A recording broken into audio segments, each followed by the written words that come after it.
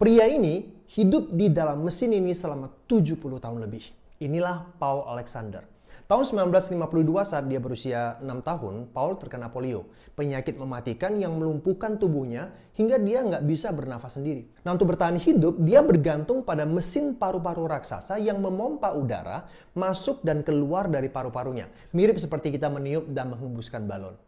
Dan ini nggak mudah. Mereka harus terus memastikan mesin paru-paru besi ini terus bekerja. Saat mesin berhenti karena pemadaman listrik, Paul juga berhenti bernafas. Dan orang tua Paul harus memompa paru-parunya secara manual. Akhirnya, Paul belajar bernafas teknik khusus yang memungkinkan dia bernafas sendiri. Di saat itulah dia punya kesempatan untuk keluar sesaat dari mesin tersebut. Nah, meskipun hidupnya terbatas dalam tabung paru-paru besi, semangat Paul untuk hidup tidak terbatas. Paul mampu menyelesaikan pendidikan hukumnya. Dia bahkan menulis buku dengan stik yang dijepit di mulutnya. Tahun 2020, dia menerbitkan biografinya. Paul masih berjuang hingga hari ini. Nah, dia mengingatkan kita bahwa setiap tarikan nafas adalah anugerah.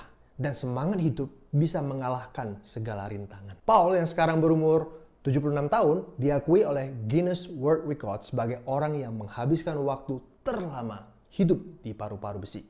Tidak disebutkan berapa biaya perawatan yang harus dijalani oleh Paul atau apakah keluarganya kaya atau tidak. Tapi apapun itu, salut sih buat orang-orang yang sudah merawat Paul, terutama orang tuanya. Pastilah dibutuhkan biaya yang besar, kesabaran, pikiran positif yang tinggi untuk menjalani semua itu.